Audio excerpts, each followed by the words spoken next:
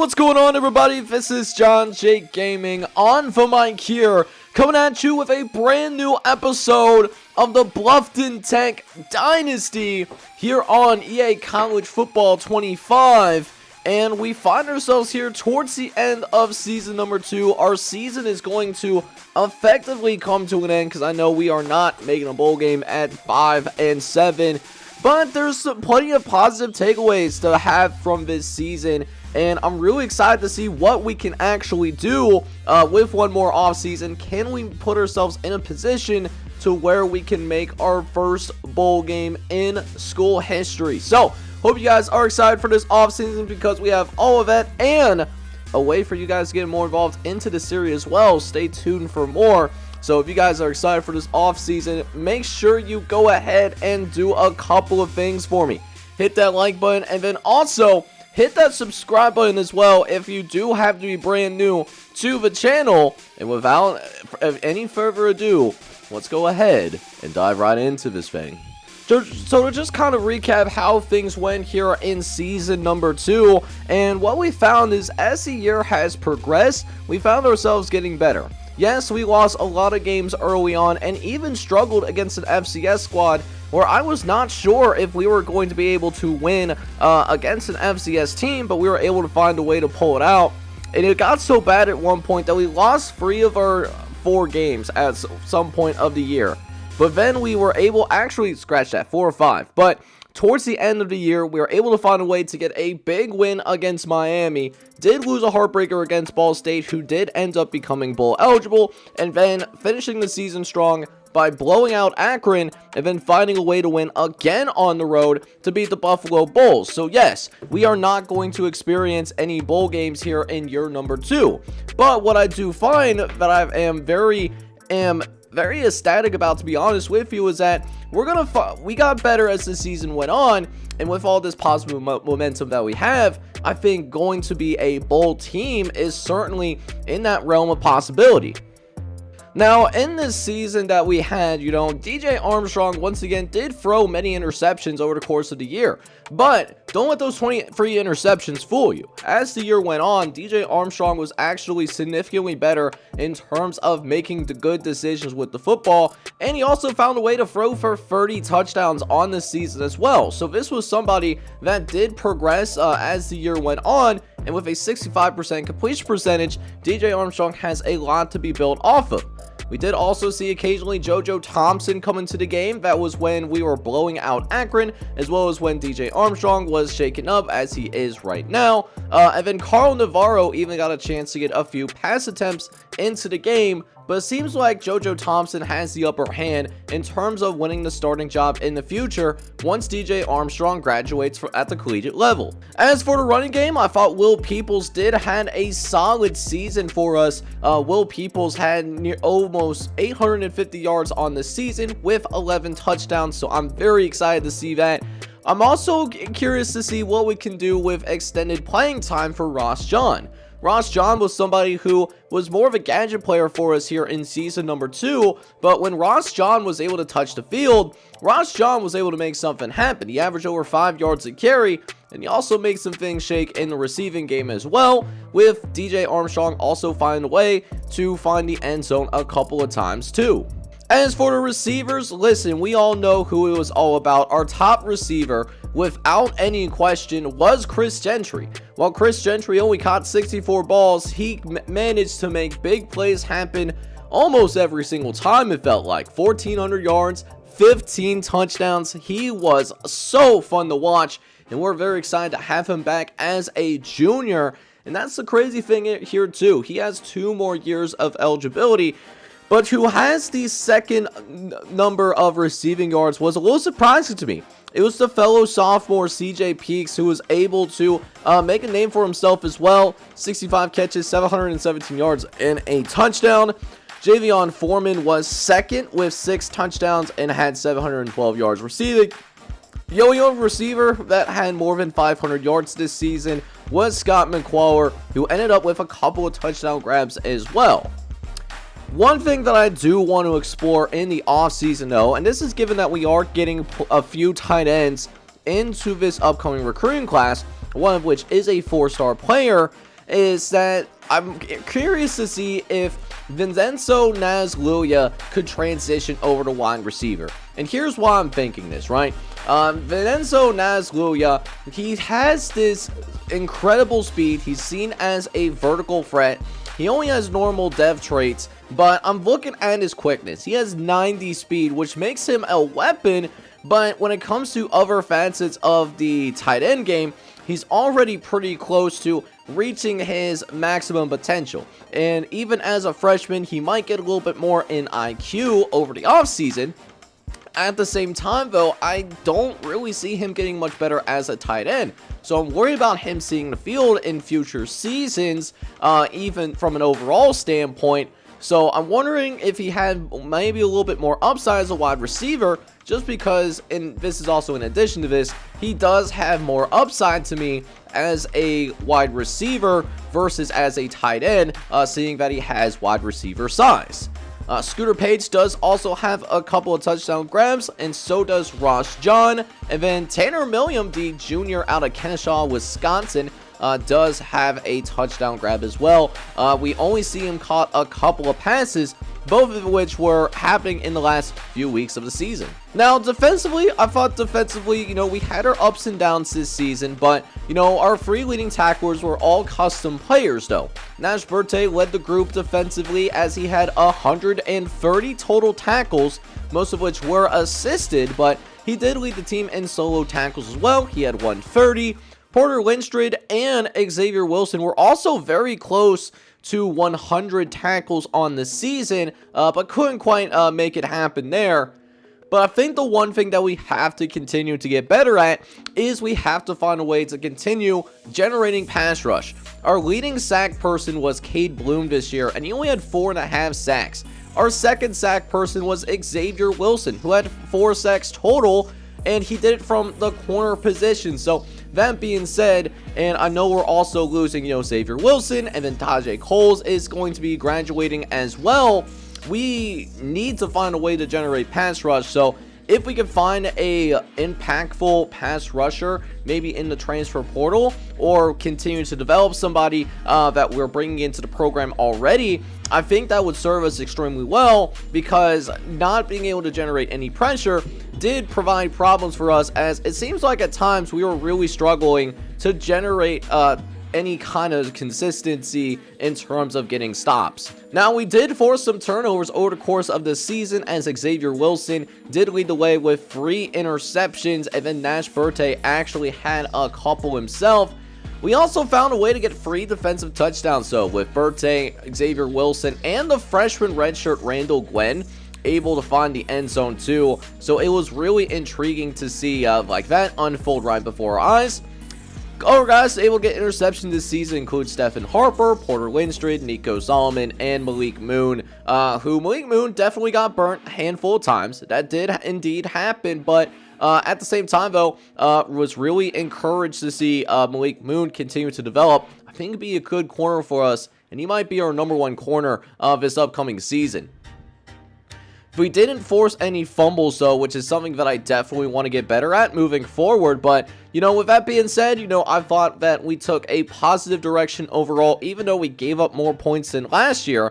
It just comes down to, okay, who could continue to grow and develop, and what kind of impact players can we bring in, whether it's from the high school ranks or from the transfer portal.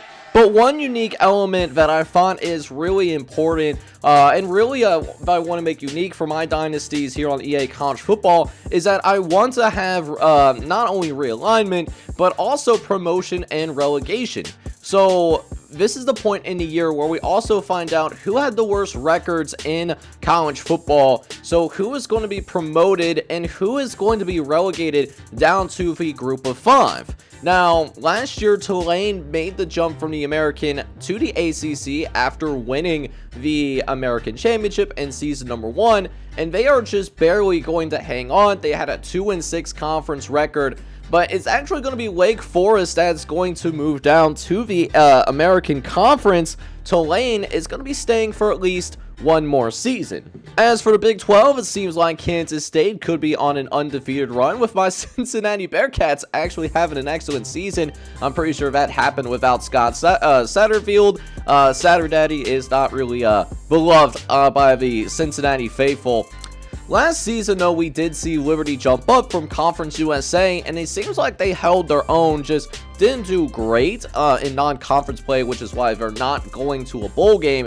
And this year, it came down to either Kansas or Utah, but it'll be the Kansas Jayhawks that'll be kicked out of the Big 12, and will have to jump down to Conference USA. Meanwhile, in the Big 10, it was really a interesting race for second, as Ohio State had a stranglehold for the top spot in the Big 10.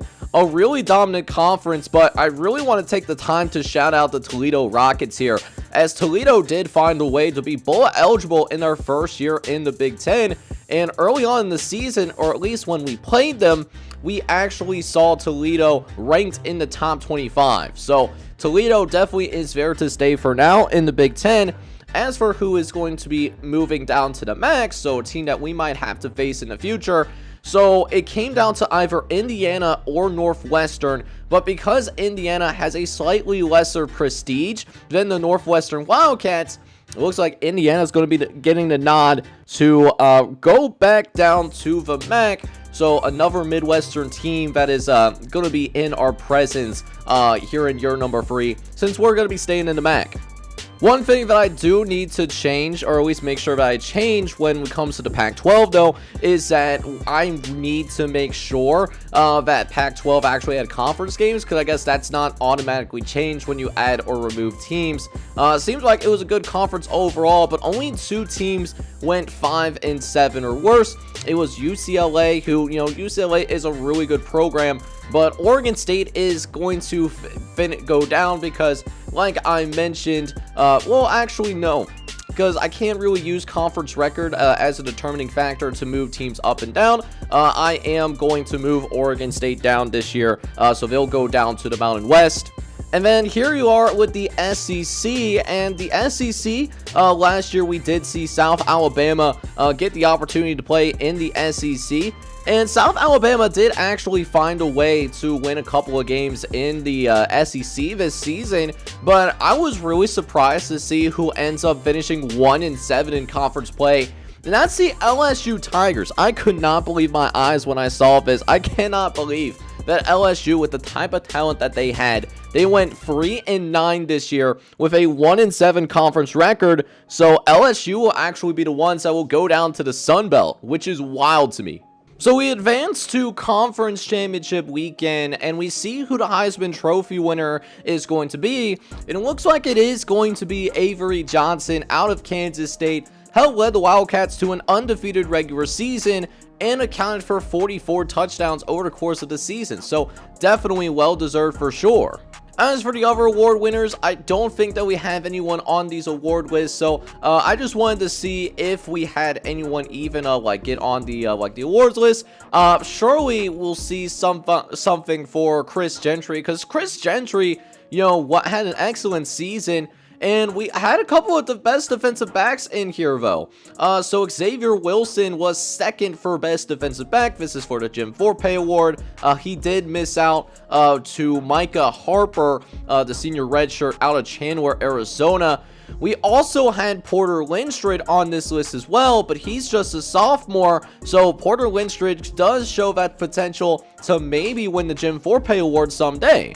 As for the best receiver, I am just shameful to say that we are not even in the top 5 for the best receiver. I thought that Chris Gentry would have at least a legitimate shot, but he's not even the best group of 5 receiver on this list. There's a couple of G5 receivers that are ahead of Chris Gentry, but hey, we're happy that Chris Gentry is on our team and is not planning on transferring anytime soon. He finishes 8th for the best receiver in college football this year. Other awards of note at Bluffton Tech was in the hunt for. Nash Burte was in the hunt for best linebacker in America, and with a couple of seniors ahead of him in Deshaun McCullough of Oklahoma and Desmond Purnell of Kansas State, Nash Burte might be the early favorite next season to win the best linebacker award in year number 3, because he'll be the top returner from this particular list. So that's something that you could be monitored here in year number 3. But with that being said, he was the only other person that was on an award watch list. So now we'll see what kind of, if we have any All-Americans. And it looks like on the surface, we actually don't have any All-Americans on our team this year, which I'm not too terribly surprised about. We'll see if we had any more luck, with the first team All-Americans. So Chris Gentry at least does get named to the first team All-MAC list as the top receiver in the MAC. Join some other freshmen on here like Timmy McCade and Brock Townsend. We also see that Raheem Johnson out of Michigan State is here. Quite a few Spartans on this list, so I'm not surprised about. Rodney Payton of Eastern Michigan is in here as well. He's in here as a freshman. But then we do have one other first-team All-MAC nominee in Porter Lindstrid, who is in here as a sophomore. But yet, Nolan Ziegler is going to get the first-team nod, not Nash Birthday. So I feel like Nash Birthday definitely got snubbed in that regard. I'm sure we'll see him here on the second team conference list, where we'll see Will Peoples here, and then Scott McClawler is also here on this list as well. So a couple of offensive guys on this list, but we're not even seeing Nash Birthday on the second team all conference list. Like, you want to talk about being snubbed? Nash Birthday 100% got snubbed. Like, dude was like 3rd place for like best linebacker award, and he can't even be on the second team MAC list. That's wild to me. We do have Matthew York, who does get second team all conference. And then checking out some of the freshmen that are on this list. Vincenzo Nazluya is a all conference, like on the all freshman team for the MAC. And then so is Grant Huff. He is the center that started for us. Was actually pretty solid, not a liquid or a gas. Couple of other guys on here is freshman redshirts Ben Laney and Elijah Greenwood Jr. Both getting on as true, well, not true freshmen, but freshman redshirts. They both have at least 3 years of eligibility left. So we get to conference championship weekend, and we had a couple of surprising revelations in conference championship weekend. So Arizona is going to beat Jacksonville State. They pull off the upset, which is crazy to think about because Jacksonville State was ranked and Arizona was not. Arizona is going to win, so they will get to return back to the Big 12. Kansas State is going to narrowly beat the Bearcats 38-35, so Kansas State will get a bye into the college football playoff. Central Michigan is going to beat Western Michigan, but that's not the biggest surprise here. Michigan State, who was relegated from the Big Ten last year, they didn't even make it to the Big Ten MAC championship, so Michigan State is going to be in the MAC for another year, while Central Michigan will move up and get to compete part of the Big Ten. Georgia State is going to beat Mississippi State by 1 point. Georgia State, because they pull off the upset, will get to experience the SEC. UAB will deny Duke 38-30 in the American Championship game, so it will be UAB going to the ACC, while Duke will have to stay in the American for the time being. Nevada is ranked in the top 25 and beats an 5-7 San Diego State by a couple of points, so Nevada will move up to the Pac-12. Arkansas does win the SEC, and that does end up meaning that Arkansas is likely also going to get a bye into the college football playoff. Florida State dominates Miami in the ACC championship, and then Ohio State is going to beat Nebraska 27-24, being your final score here.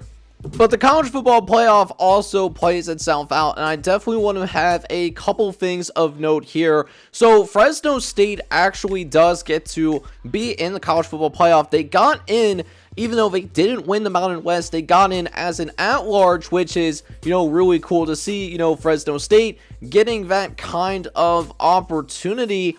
Florida State got in as the final automatic qualifier from the ACC, but eventually it did become a big team invitational. Oklahoma, as a 10 seed, is going to win the national championship against number 1 ranked USC 42-38, and Oklahoma had to go through Oregon. They had to go through Cal. They looked pretty good against Ohio State, and then close things out against USC. So essentially, they had to go through really what was a murderer's row from the Pac-12. But Oklahoma is going to be your national champion here in season number 2. Miami, who we did end up playing, and that was our best opponent this season, Miami did fail to make the college football playoff. But one of the toughest parts about what we have going on in terms of the offseason is that we have to say goodbye to certain players that were starters on this team. And while we were a little bit of a younger team, so we don't have to say goodbye to too many players, these were guys that had meaningful snaps for our team that we're going to have to replace. The most notable which being Xavier Wilson, who was our #1 corner on this team, and Xavier Wilson led the team in interceptions this past season. So replacing his production is going to be have to be a group effort. I like what I saw from Malik Moon and Randall Griffin towards the end of the season, but him saying goodbye is going to be tough to see. We also say goodbye to our punter, Matthew York, who, yes, I know he's a punter, so we don't really talk about him that much, or he doesn't really see the screen very often, to be honest with you. But Matthew York is a guy that had some really good punts for us this past season, and so it's going to be hard to say goodbye, but Matthew York, we're wishing him the very best of luck in what he does. Now, that being said, some other players that are leaving the team, Tajay Coles, DeMarcus Perkins, Javian Foreman, these guys were all starters. Terrell Pace also started for us alongside Nico Solomon. Joshua Townsend, is someone that, got some starts, as well as Deshaun Weeks, but they weren't very impactful, if I'm going to be honest with you. One person that I do want to try and keep, though, is Ali McCrary. Ali McCrary was someone that did get some playing time on this team this year. He's looking to possibly enter the transfer portal. We're going to try to see if we can persuade him to come back, but he can't be persuaded. So what we are going to need to do is we need to find ourselves a defensive end in the transfer portal, because I already highlighted how we struggle to get any pass rush, and being that much thinner on the defensive line with Ali McCrary entering the transfer portal is going to be a tough look for us to see. We also say goodbye to Stephen Harper, Miles Turner, Dustin Flint, and Julius Buford Jr., who did have a touchdown for us in year #1. But for the most part, we have most of our roster coming back, so we should be a lot better here in year #3. So as we prepare for what we want to do, we do get an update on one of the people that we were going after, and that was DJ Gums. Now, DJ Gums was a 3-star hybrid safety coming out of Tallahassee, Florida, and we were able to go into the heart of Florida and actually bring this guy in. And that's a big deal, because now it gives us the flexibility to try and figure out, okay, here's what we want to do from here on out. We have now 26 players on this team that have signed on the dotted line officially, while we have one other person that is a verbal commit. So we have, we're in a place where we can kind of go for more of quantity instead of, or quality instead of quantity. So let's go ahead and take a look at what that transfer portal entails. Now, with that being said, what we find ourselves looking at here in the transfer portal is there is a few guys that definitely could make something shake for us here, but I'm really taking a look at a couple of guys in particular. I definitely want to take a look at Jamario Yates as well as Isaiah Hastings. Isaiah Hastings, played in the ACC this past year, but the thing is that overall ratings are kind of dictate how much of a star power that there is entailed in terms of going after like how the star ratings are determined. So I'm thinking that Isaiah Hastings and Jamario Yates are of a similar rating, but Jamario Yates is a sophomore, so he'll have 2 more years of eligibility, while Isaiah Hastings is going to have just the 1 year of eligibility remaining. Plus, we are actually second in his on his recruiting board as of right now. So the Wake Forest transfer, he's looking for playing style. We have an A+ rating in playing style, and look at the teams around him: Marshall, Georgia Southern, Ball State, Western Michigan. teams that we know that we can compete with. So I'm going to definitely throw like the majority of points on Jamario Yates, and then we'll also go after Isaiah Hastings as a backup. But I'm thinking that I want to go after Jamario Yates a little bit more. And then I want to see if there's any centers in the transfer portal. Looks like there's just the one. But he is from Louisville, so he is a one-star transfer. I don't know if that's someone that I want to go after. We'll have to take a look to see if we can find anybody better from the high school ranks. Alright guys, so I'm taking a look at, the centers that are available out here. And I think what I definitely want to do is I want to go after Jamal Ruggins. Now, Jamal Ruggins is a three-star from the state of Texas. No one is really going after him. So I think I want to definitely, put some effort towards like bringing Jamal Higgins. And then what I'll secondarily decide to do in the transfer portal is that I'll, throw a little something at Samuel Lillell. He is from Louisville, so he has experience, in the ACC, but I'm not going to go too hard after him, if that makes sense. Alright boys, so we had a couple weeks of recruiting go by, but we do end up getting Jamario Yates. Now this is a nice pickup for us, as we do manage to beat out both Marshall and UMass for the right to get this guy. Jamario Yates, the transfer out of, I believe it was Wake Forest, is going to be a really nice pickup for us. Could potentially start on our defensive line here in season number 3. But we get through the final season, not final season, but the final week of off-season recruiting, and we do end up signing a center for our team. Now, we were at a point where we could go after possible needs, like 2 to 3 years down the line, and we could use a center eventually, not this upcoming season, but the following season. So this is just kind of prepare for that in advance. Jamal Ruggins is from Houston Texans. He's going to go and sign on the dotted line. And then the backup person that we went after, Isaiah Hastings, we put more points into him as soon as we realized that we are going to secure our defensive end. He was a backup option for us.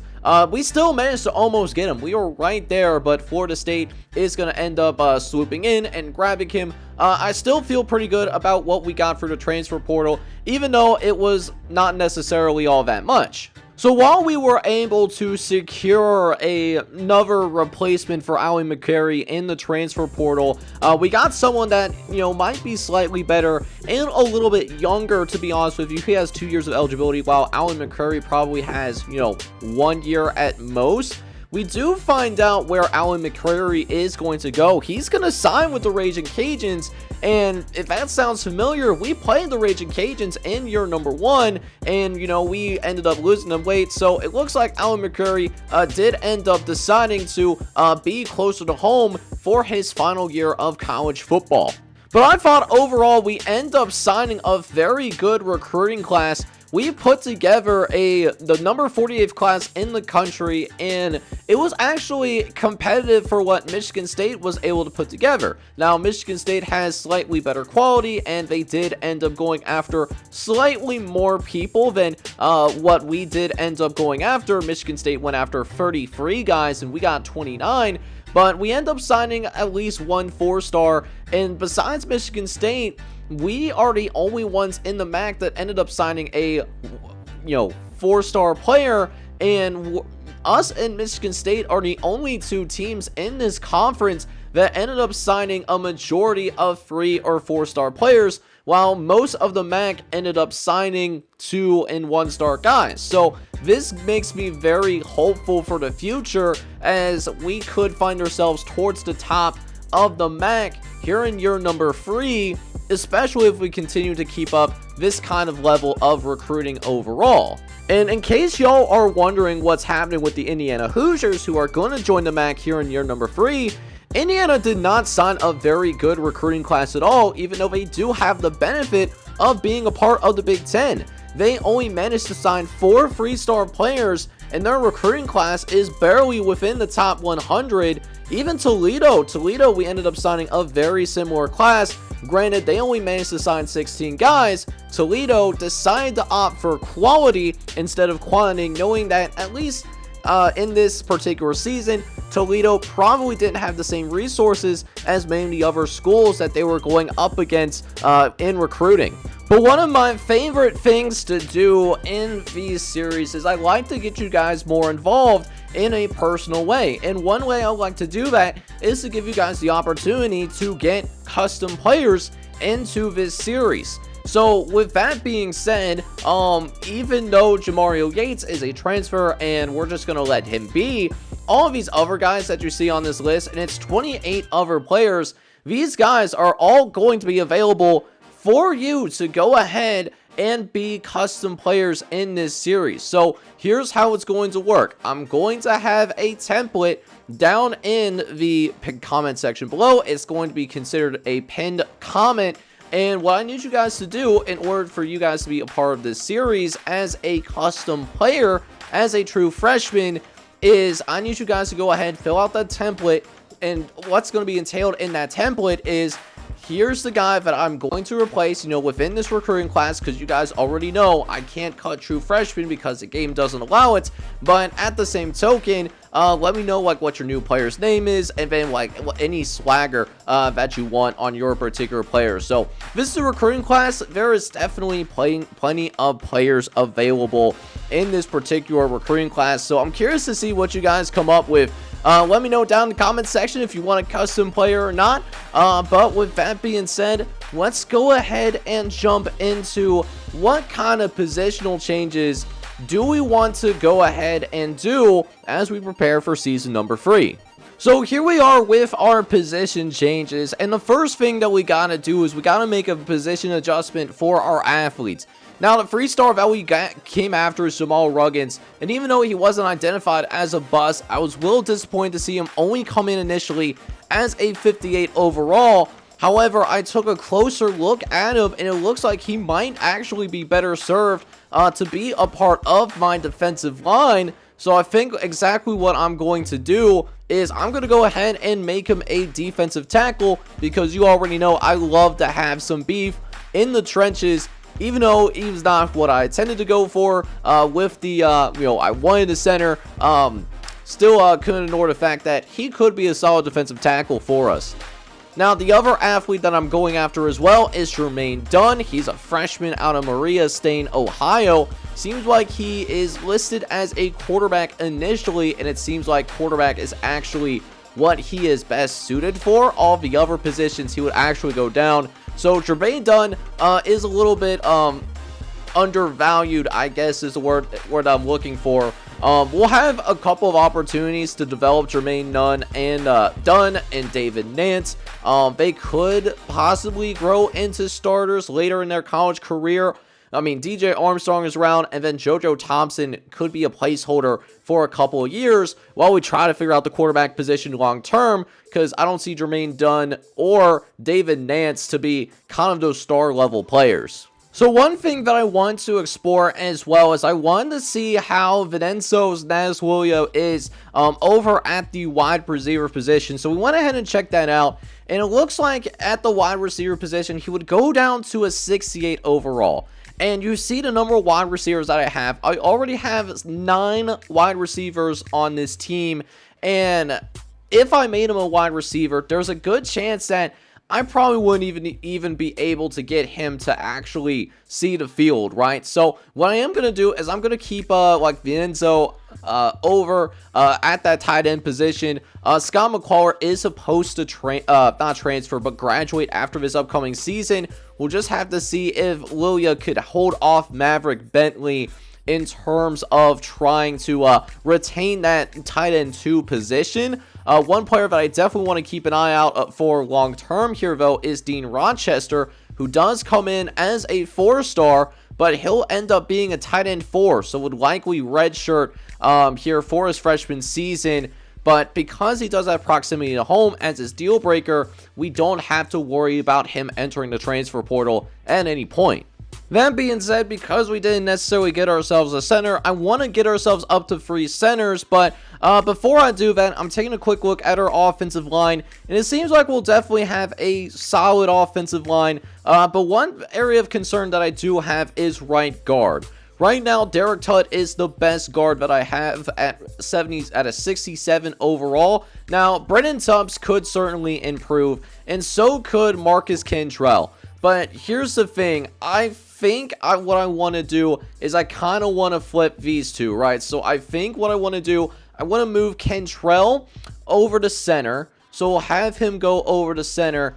And then I'll also move over Jermichael Ruffin, move him over to that center position as well. He does go down a few overall, but the reason why I want to do that is I want to move Jermaine Houston from that center position over to right guard, because Jermaine Houston is good enough to start, and he actually does go up 1 overall when he does this. So Houston does come in as a 76 overall at this particular spot, and I think this is going to give us the best possible 5 in terms of an offensive line this upcoming season.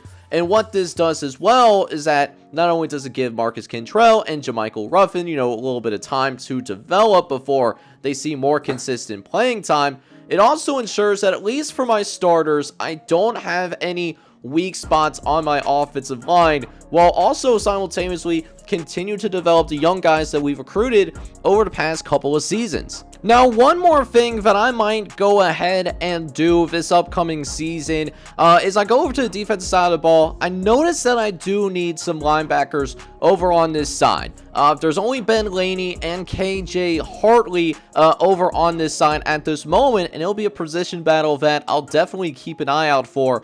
But I have plenty of right outside linebackers. I'm very excited to see if JB Christian could be someone that could very much win the starting job in camp. He does have to compete with Draymond Gates, the sophomore redshirt out of Bridgeport, Connecticut.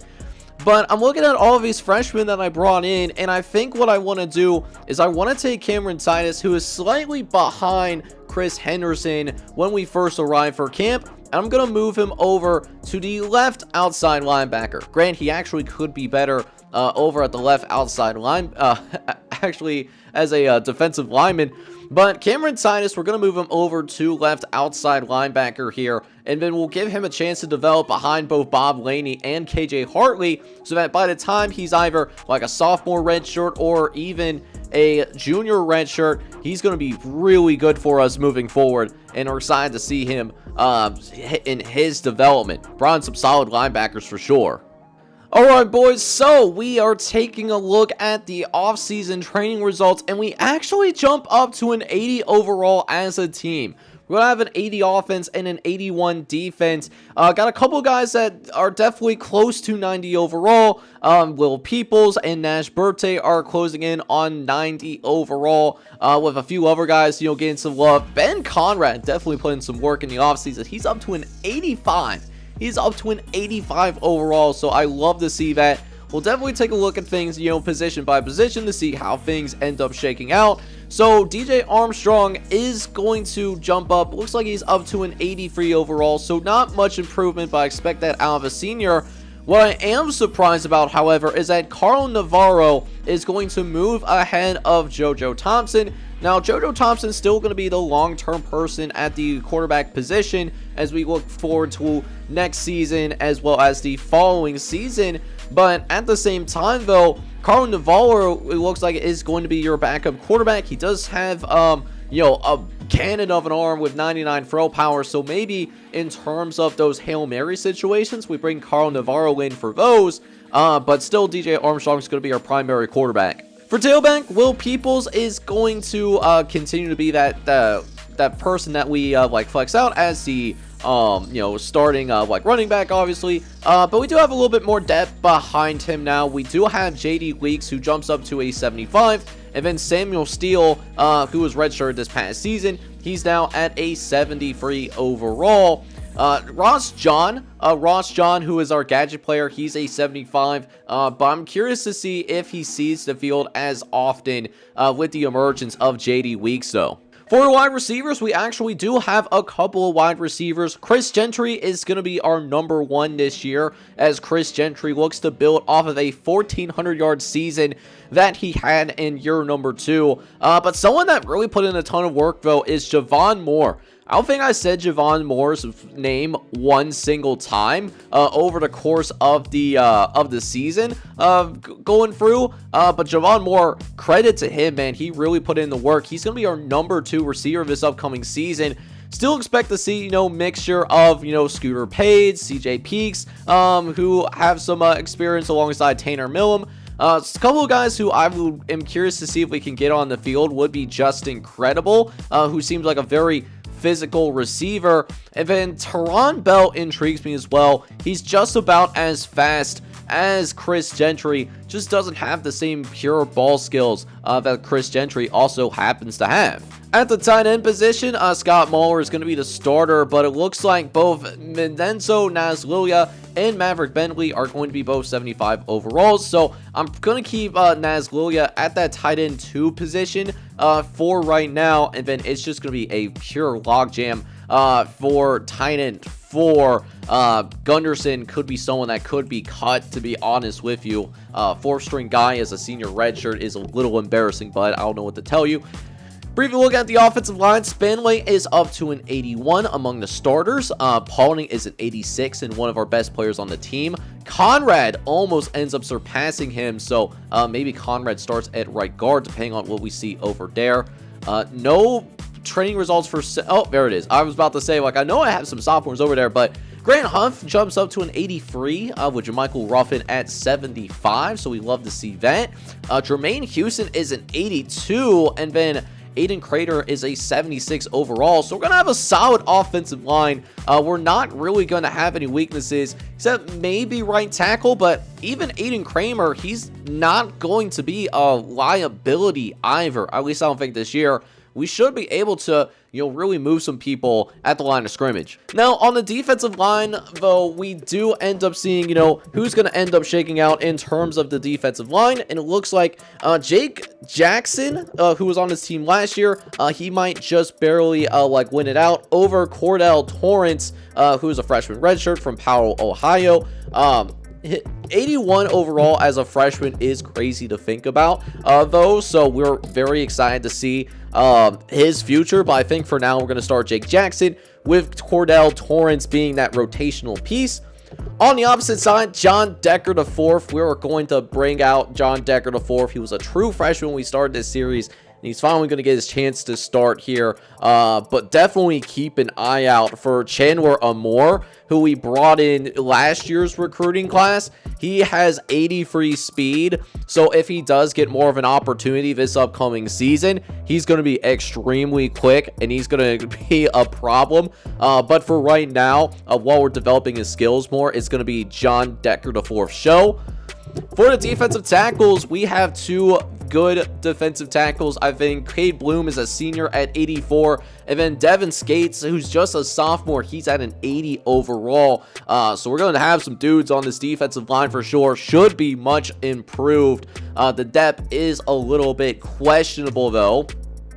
Linebacker, looks like KJ Hartley is going to win the linebacker job, which I was a little disappointed about because I was hoping that Ben Laney would take a little bit more of a step forward because he is a better athlete. But if KJ Hartler is the better player and understands what he's doing more, I would rather have that than having someone that's just fast and just an athlete. Seems like KJ Hartley is more well-rounded, so we'll have him go at left outside linebacker.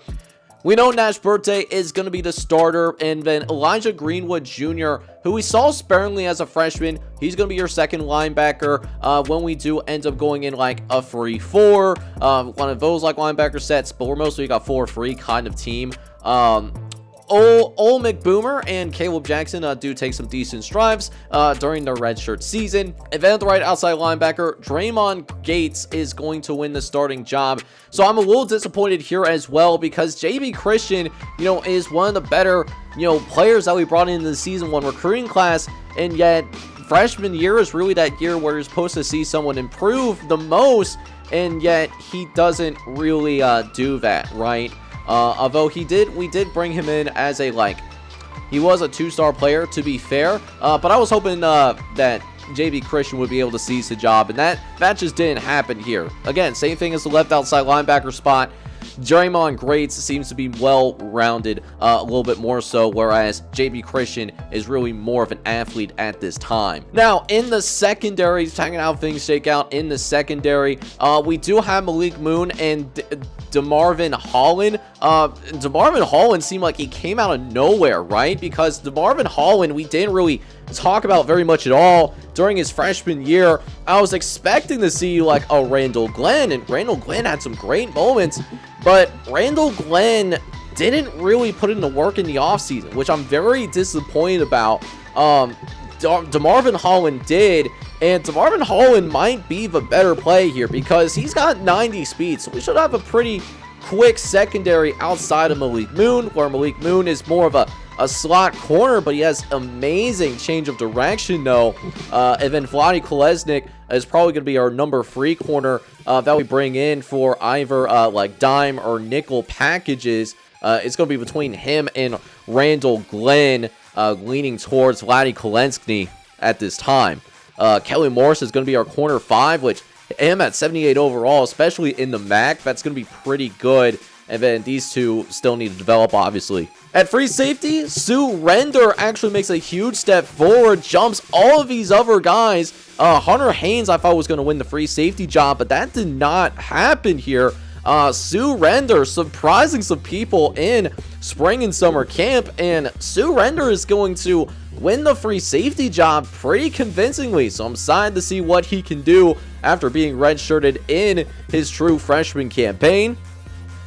And then in strong safety, you already know we are going to have Porter Lindstrid starting to get strong safety with Stephen Brantz backing him up. Stephen Brantz did play quite a bit in his freshman year, so I'm sure he'll still have a role for sure. But one of the toughest things that I think is possible to do is trying to figure out who is going to make this final 85-person roster.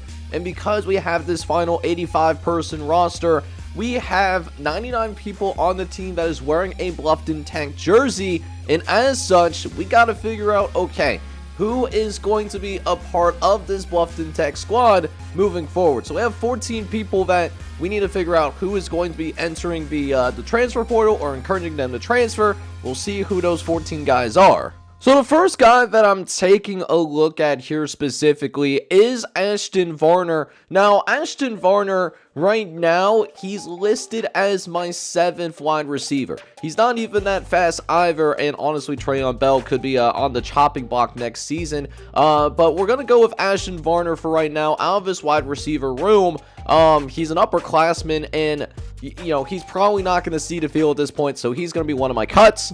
And then I go over to my tight ends, and I see that there's another person that I really want to come out here and cut as well.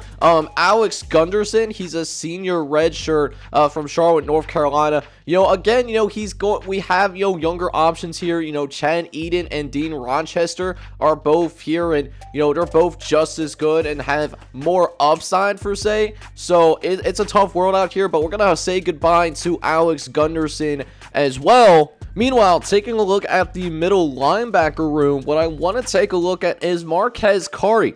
Marquez Carty is a senior on this team, so he looks like he's played at times, but here's the thing about Marcus Carty. He's going to be our 4th middle linebacker on this team. You know, he's going to be behind, you know, Ol McBoomer, Elijah Greenwood, and Nash Birte, who's got 94 speed and incredible stuff. But Marquez Carty, I mean, he's just not going to cut it. We have freshmen right behind him that are probably should be more deserving of that sparingly playing time. So we're going to have Marquise Carty enter the transfer portal as well.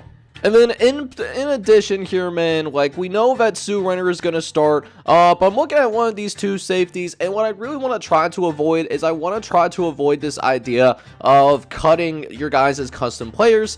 So what I am going to do in this particular case is I'm going to cut Kingsley Reese. He's going to probably be like our 3rd string, you know, free safety at best. If Isaiah Wilson wasn't a custom player, I would probably cut him, but he does also have the house card physical tool. So Kingsley Reese, because he doesn't have any physicals and he's not a custom, we'll encourage him to enter the transfer portal as well. And then at that point, you know, because I cut a lot of the players that I wanted to cut from a like an 85-man roster perspective, at this point I'm going to work from the bottom, who are not going to really help us out anytime soon. Connor Latrus is one of them. He's only a 61 overall, so he'll get cut. Kalai Muma, a freshman redshirt out of Toledo, Ohio, will also get the X. Marquise Bigums, who is a freshman redshirt that we got out of Dayton, Ohio, who's part of our recruiting class last year, we're going to have him encouraged to transfer too.